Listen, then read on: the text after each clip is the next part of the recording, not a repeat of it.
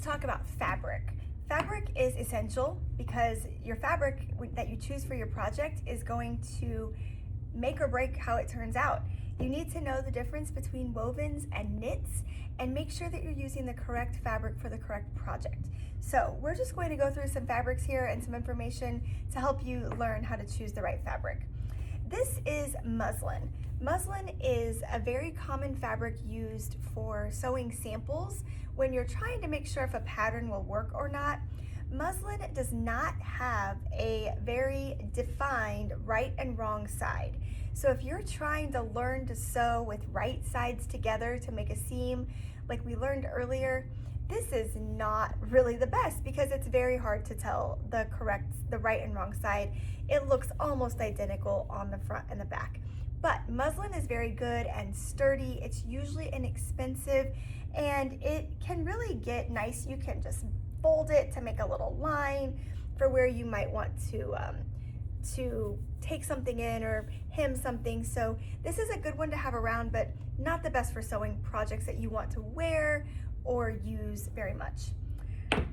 Basic cotton fabric, this could be used for quilting or for lots of different projects. This is a woven, so woven fabric does not stretch, but unless you pull it on the bias, and the bias is the diagonal. So if I take, this is a smaller piece, if I pull this on two corners, it does stretch a little bit. That's the bias. But otherwise, if I pull it either this way or this way, it really doesn't stretch. So a woven fabric, if you're making something out of that, a shirt, a skirt, anything like that, pants, you would want to make sure you add a closure into it, like a zipper or buttons, because this is not going to stretch over your head or over your body to pull it on. You're going to need an opening to get it on and then close it up. So these are common, just lightweight woven fabrics. This is another woven fabric that, again, very hard to tell the right and wrong side.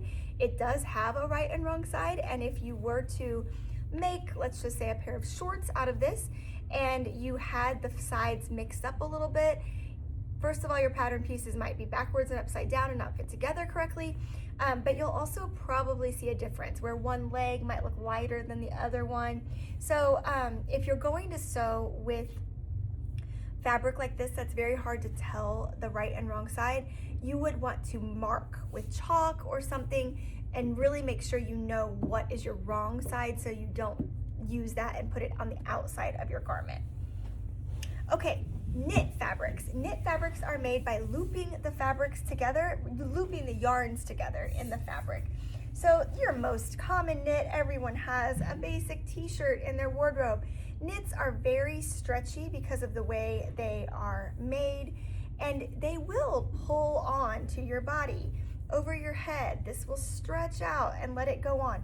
So you don't have to have a zipper or buttons or any type of closure in a t-shirt where you're using a knit. Another really common knit is our leggings. That's a stretchy knit. This is a really thick and very stretchy knit. But again, I don't have to have a zipper or buttons because this is going to stretch out to go over my body and then go back together. Now, when you are sewing knits, you do need to use a stretchy stitch, because if you use a stitch to sew this that doesn't stretch, like a general straight stitch that you would use on a woven fabric, your stitches could break when you pull this to get onto the body. So when you're sewing knits, you would use a zigzag stitch, or you can sew it with a specific overlock machine that makes these nice special chain stitches that those stitches stretch as they move. You also want to make sure your fabric is not directional or doesn't have a nap. So this is a velvet fabric. This is actually a stretch knit velvet.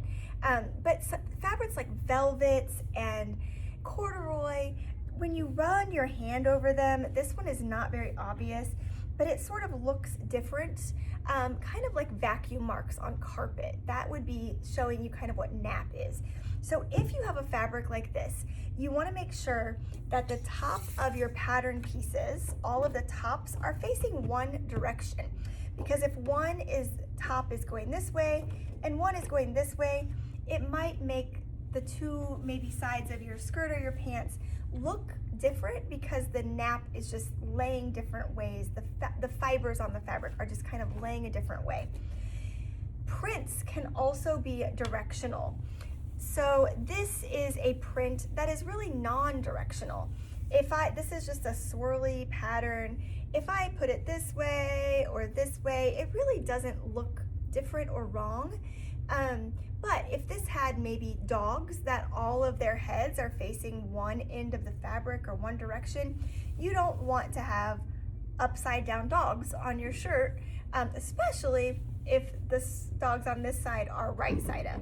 So you have to make sure if you have a directional print that, again, you are also laying all of your pattern pieces with the top and the bottom in the same direction. That way that print will be facing the same way on all parts of the garment. The last thing we will talk about on our fabric is the selvage edge. The selvage edge is the edge where they have pulled the threads where they wove the fabric and then they took it off. So the selvage edge sometimes will have little fibers sticking out, or sometimes, like on this one, it has a little white line or something where it looks like they've sort of put it together. So you don't want to include the selvage edge in your project. You want to cut this off, but the selvage edge will be very helpful in knowing where the grain line is on your fabric and how to lay your fabric on your pattern on your fabric, which we will learn in the next video. So hopefully now you know your fabrics. Really just make sure if you need to choose a woven or a knit for your projects, you choose the correct one, because one is stretchy and one is not. And then make sure that you have the correct fabric weight for your project. If you're wanting to make a really sturdy, heavy tote bag, this is kind of a flimsy fabric. This isn't going to really be that heavy and sturdy, but this would make some great, pajama shorts. So just make sure you pay attention to all of that and know what you need to choose for your project.